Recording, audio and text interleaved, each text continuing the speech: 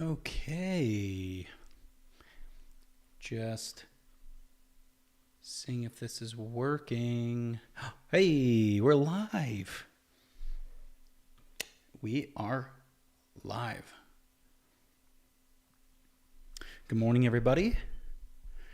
Haven't done a live stream in years. What's years now? Let me just share this out really quick before we begin. I'm going to be super rusty. My lighting setup's not as good. We're a mess right now, but that's okay. Let me just share this out. Really quick. Share.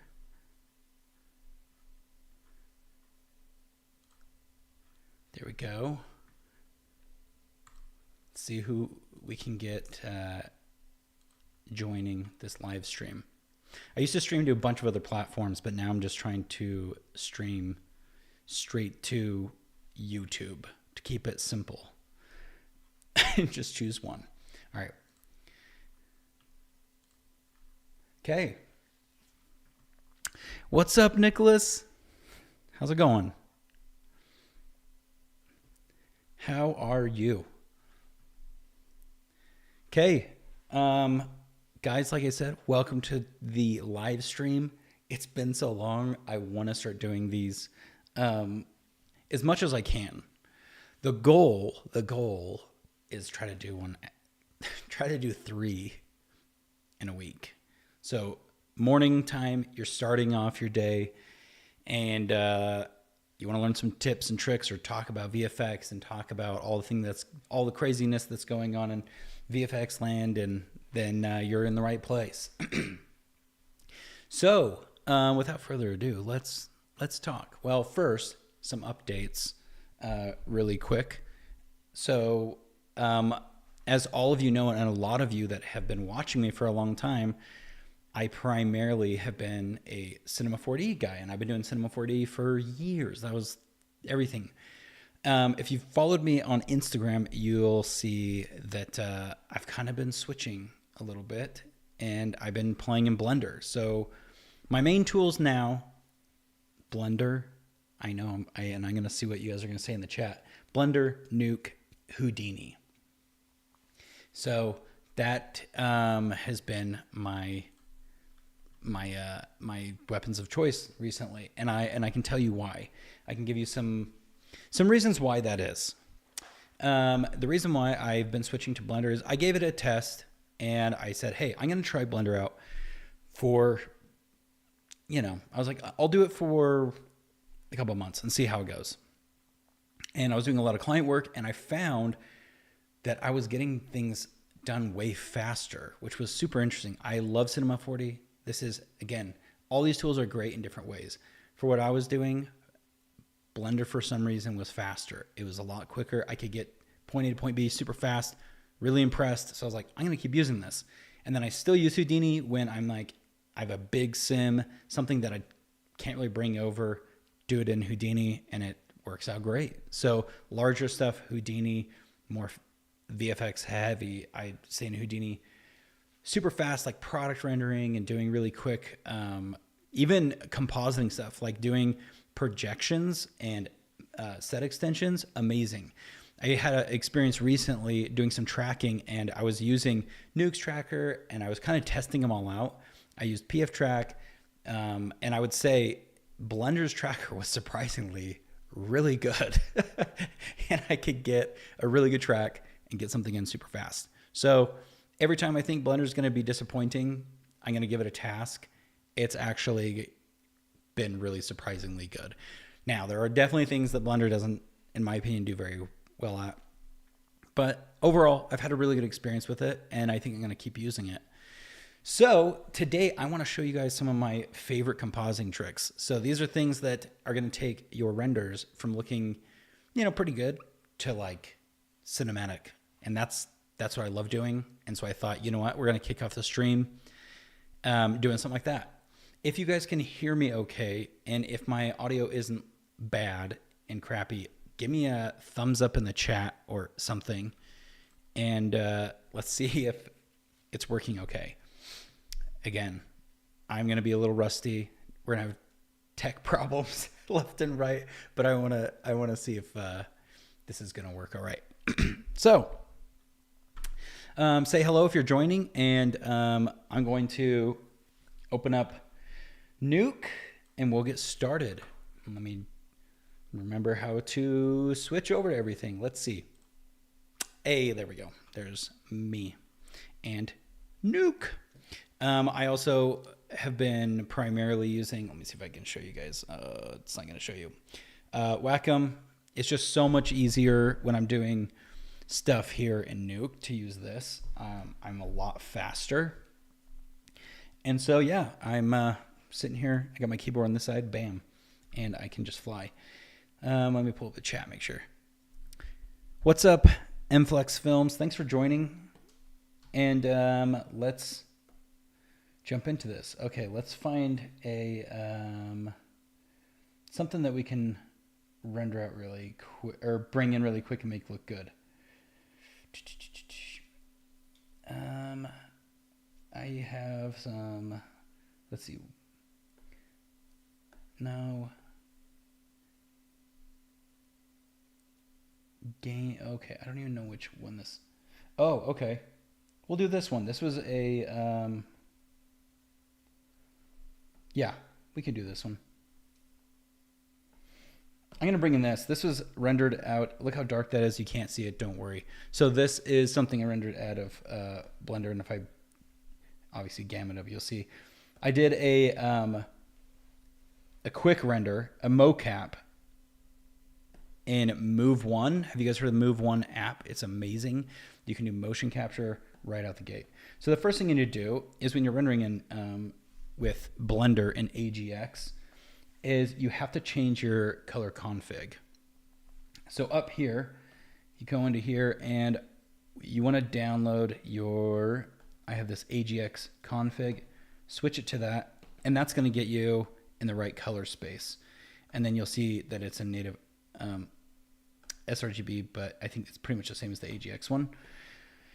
And then this is set to linear, which I think is going to be a-okay. So if you throw a grade in here, we'll just gamma this up so you guys can see a little bit better. Let me give some room. I'm going to only have one at a time so that I don't cut off any of the parameters there. So when I'm looking at some of these clips, I mean, this was a pretty simple clip, nothing crazy. Again, a super fast render. There's some issues, but I wanted to show you some techniques that can make your renders just look a little bit better.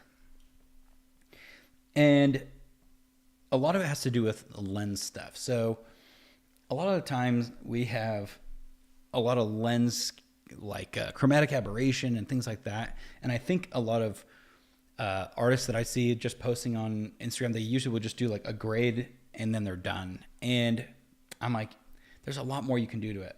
So all in all, renders are just too clean. That's how I always see them. Like they're always too clean. They don't look very cinematic. So we're going to do some things to make it look a little bit better. So one of those things that you can do is sometimes you'll get like blooming, or if you're using a filter on your camera, it will make it all diffused. So you can just do, sometimes I like to try the diffuse filter, and this will just, it'll soften it a little bit if you want to go for that filmic look. And then let's say we wanted a glow.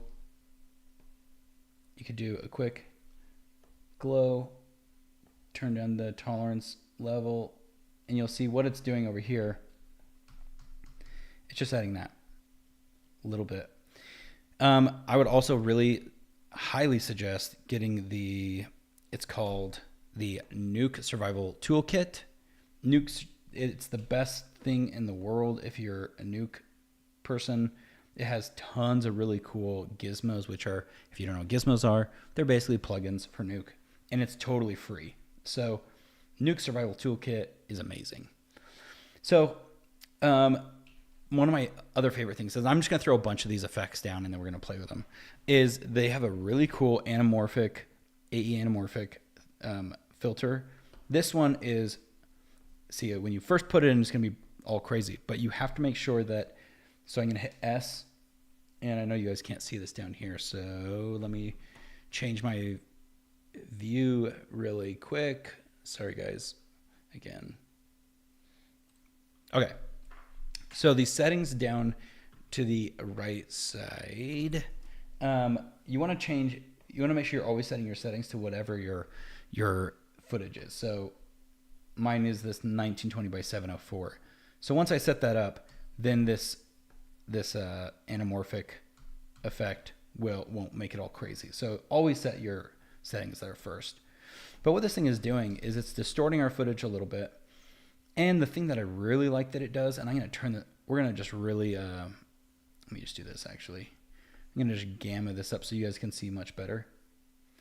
My favorite thing that this plugin does, not only does it squeeze it like an anamorphic lens, but you can do this astigmatism, which is going to be like, it's going to see how it's blurring the edges. Let me turn this on and off. And let me turn off that no lens distortion. Let's see if that, no. It's still going to do it. Oh, there we go.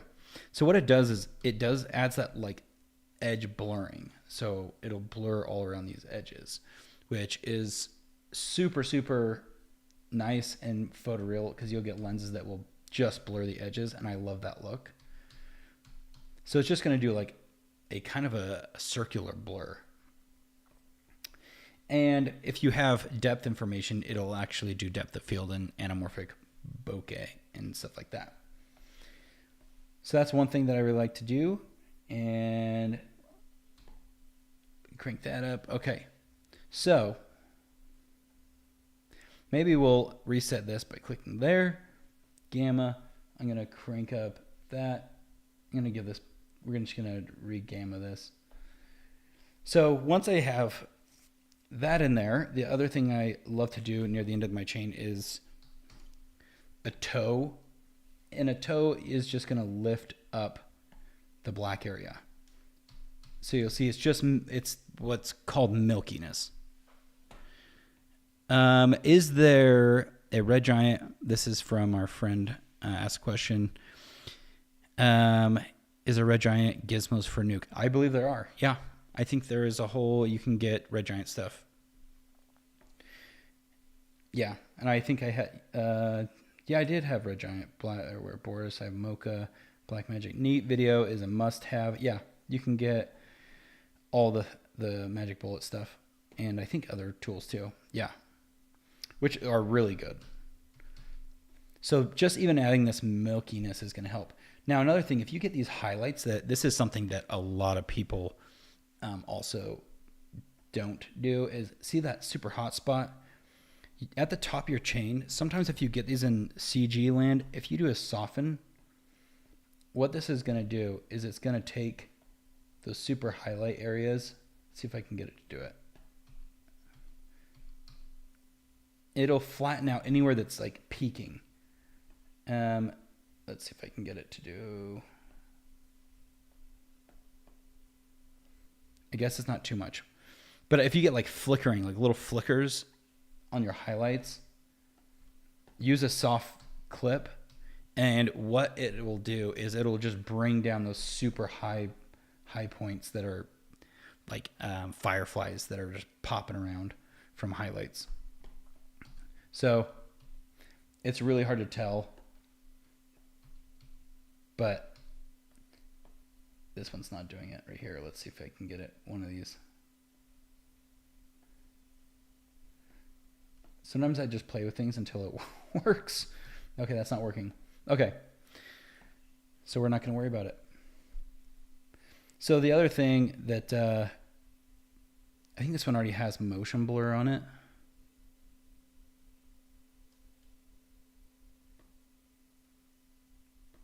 Again, this was a super fast render, so I was able to get like those God rays and stuff.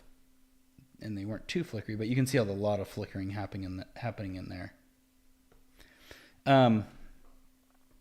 So what I was going to say is, so at the bottom of my chain, I always add the grain very last. Like, and you need to make sure, because sometimes some of these grain things won't work if you don't. I think it's the default one. Let me plug that in. So you'll see that this grain's not working. And that's because you don't have an alpha channel. So I'll sometimes just throw in a shuffle before and then turn it to white. So now and then as soon as I did that, my grain worked. So if your grain's not working, make sure that you have an alpha channel at the bottom.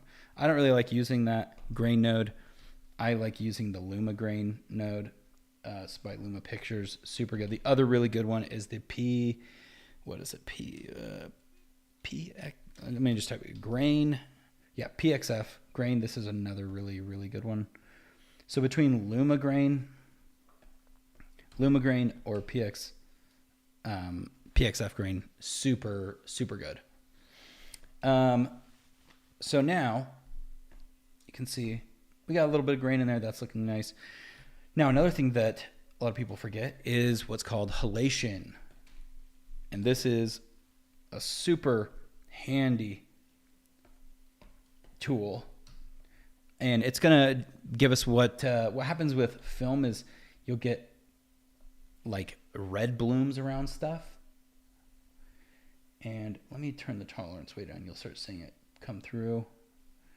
If I turn off that soft clip, that'll probably help too. I'm going to just crank this so you guys can see. So see that like red look it gives? Obviously wouldn't do it that low. We'd want to just have it around haloing around bright spots. That's something that you get in a film camera. And I really like the look of it. Just adding a little bit of that detail in there. Just like that filmic.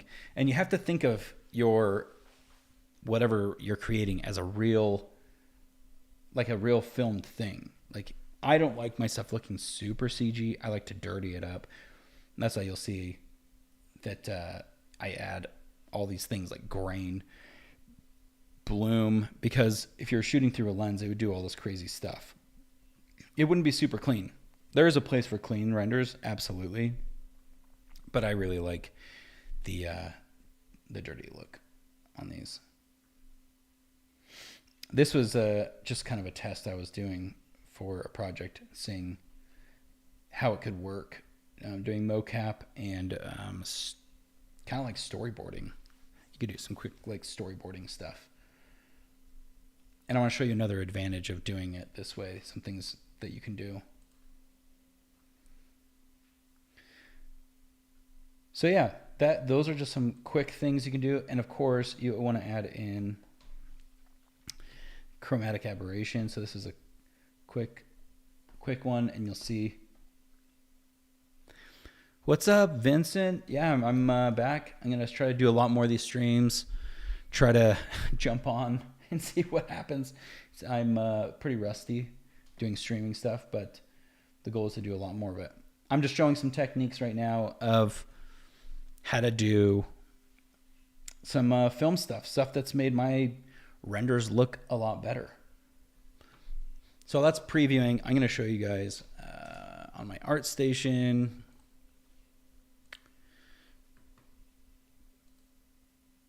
I had something passing through all that. That's why there's some weird glitchy stuff. But let me go to my profile, and I'm going to bring this window over and show you guys. And you'll start noticing it in a lot of my work. So this is a recent test I did in Blender. And you'll see I did all these little techniques I'm talking about. I did a bunch of mocap.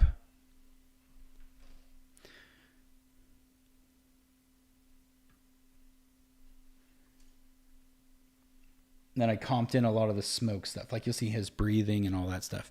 Suil says, someday do a live stream, non-full large-scale CG multipass compositing in Nuke with effects in Houdini, environment creation, Maya Blender compositing. It would be superb. I'll do it. I will do it for you guys. Yeah, so this was mocap done all on the iPhone. Let me beep, beep, beep, beep. Actually, I'm going to keep letting this thing play through and you guys can see what I did. So here's the mocap I did. My kids' toys in our room. I crawled on the floor. I did a bunch of these passes. And yeah, people peeking over the bushes, crawling around. And then when I put it all together, so this is just, and I made this shot in probably 6 hours. It like super, super, super fast. The render didn't take long. I could throw scenes together, and in Blender you have a really good way of like keeping your assets and dragging them into scenes with no problem. So really, really blown away by how fast I could create something like this. And again, if you have an iPhone, so there's an app. Beep, beep, beep, beep. I should show you guys a bunch of these apps I have. The Move One app. This app, it's not starting up, I don't know why. This app is incredible. It allows you to just, you set up your phone and then you stand in like a pose and then you just start acting out your motions. So if you have a project where you need some, some storyboarding or an animatic, a quick idea, and then you do it and then you can act and then you move the camera around in 3D space, it is amazing. It's such a fast way to get things going. And it works really well with Blender. There's also an app or add-on in Blender that you can, it's called Virtue Cam, and you can connect it to Blender's camera and do a virtual camera in Blender. So you do the mocap, you bring that FBX into Blender, and then you have the camera and you're able to move the camera around and stuff. Really, really cool. So yeah, that was one test, but I was going to show you guys another example. Like all of this Spider-Man shot I did, this was Blender and Nuke, and then the animation was done by someone else, and he killed it. And he did it in Maya, so yeah. And then the background, Ian, my friend Ian, did matte painting, so we just had a city in there, put them all on different 3D layers. But yeah, it's super. You can do some super fast stuff on your phone. Bada bing, bada boom. You get it done. You throw it in, and you can get high quality shots. Now this was done way bigger shot, but this one took a long time. Did this one in Clarice and a lot of layers, but this is all the same like little techniques I just showed you in Nuke. Is, here's like a raw, like not putting very many things on it. Effects pass. You'll see. In Comp, it all comes together. That's how you can get all those extra details. And this is the thing I think I'm trying to hit home is if you know how to do some good compositing, you can get away with a lot more stuff. Your renders will look so much better. There's just details that you can get in Comp. And so I'm always trying to get people to jump on the Nuke bandwagon. Yeah. Okay. So let me pull back up Nuke. So yeah, that's just, I wanted to show you guys this really quick and just kind of show you, look, that's how you get your renders to look a little bit more real. It's adding all this extra crap. And I'll go down it again, but I'm going to just disable, not the grade, just these. Just that film look. That's all it is. It's just grain and all this other stuff. Okay. Now I wanted to jump into Blender. So I have DVS ask me, how do you like Blender? Blender is surprisingly amazing. It is pretty cool. Let me just show you. I'll pull up a project really quick. We're not going to save this. So let me jump into Blender, and I'll show you guys some things about it that I really like that surprised me. So just some cool things that I really like is the speed. It is so fast. It is just a really fast tool. The other thing I really like about Blender is all the add-ons. So a lot of times it's like, I'm like, oh man, I need some rain in this scene. Okay. You have a client that's like, hey, it needs to be rainy. And you're like, crap, I gotta learn how to build all this. I go into the Blender market, so I made a rain plugin, pay $10 or whatever it is, get it, boom, done. Super cool. Let me pull up, let's see. I'll show you something that I've been sculpting just for fun. And this is another version of my Freeze Guy, my Dragon Ball Z project that I want to do. But let me just show you why I really like Blender. Okay, so let's see if this freezes or ruins my stream. But things I like is being able to just sculpt on characters. So I have this character, and I can just go into here. You know, you click on him, go into my sculpt mode, and he's rigged and everything, but I could come in here and just start sculpting stuff, like details on him. And then let's say I needed to draw a mask on him, you know? I could go, let me go back to this mode. Let's go into this is like the look dev mode. If I needed to create some details on him, you can do it really quick too. And they have a really nice texture paint mode. And a lot of times I just use these for masks. So you'd come in here and I'd say, I need a new image.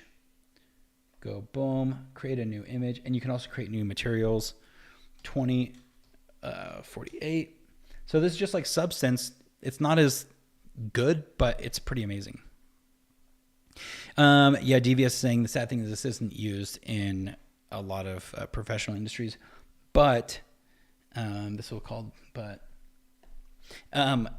it's if you're a freelancer and you need to get to point A to point B super fast, like this tool is amazing. All right, so the reason why, if you saw I was painting, wasn't working is because it's not plugged into my materials. So if I come into here, now you can see it's working. But this is just super nice if you need, like, if I wanted to create some displacement, I could just come in here and like draw some lines, and look how fast that is. Like, change the size of this, add some, if I wanted to add all this detail in here, boom, you know. And then I can, and then this is where your materials are. Let me just, so this is like where your material builder is. And if I wanted to use this material, you do an image, texture. Sorry, my kid's knocking on the door. And there's my image texture. And then I would plug this into my base. So, hold on, Jack. Yeah, just a second. So you can see there's our texture that I just drew on here really quick. Now, it won't, when you're live rendering, it has a hard time refreshing. 1 second. But if you look on here, it works great. You know, so yeah, you can quickly draw detail onto your characters that you need. And then you can plug that also into your displacement or whatever. Or if you want to color, you can come in here, paint some color. It's going to slow down when you're doing it this way. So sometimes I like to just do it in this view. And then you also can come in here. If you want a texture, you'd come in here and create a new one. And then this is the weird thing, and this took me a long time to find, but this is where you build your textures. And so you come in here and you do, let's say, a marble texture. Oh, there it is. Oops.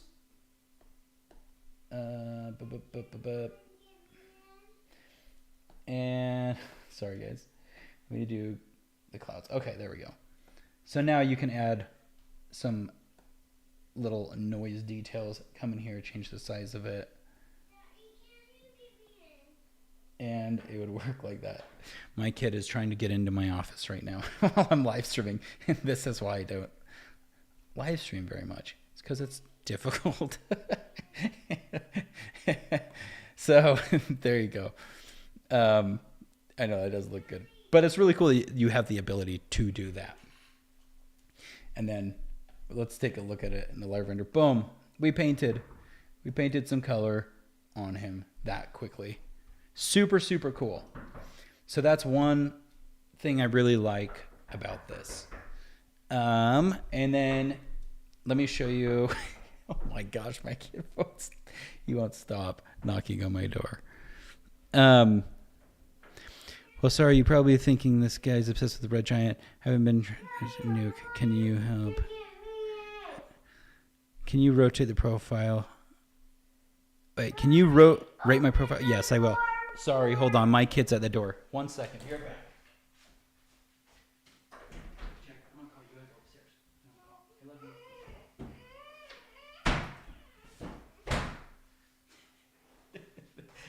Sorry, I got my kid knocking on my door. I tried to live stream once, one time, and this is what happens. I got it. 1 second. Oh boy. So that's yeah, there's a couple of reasons why I like Blender. So now you guys are getting real lifetime, real example of why it's hard to do live streams. The thing I really like about it too is how quick it is. Oh my gosh. Well, I might have to in the live stream because I have a child that is hitting my door. Anyway, I'm going to do another live stream another day where I will show you guys more of these techniques. And maybe if you guys want, if there's things that you're really wanting to learn, send me a message and I'll do that.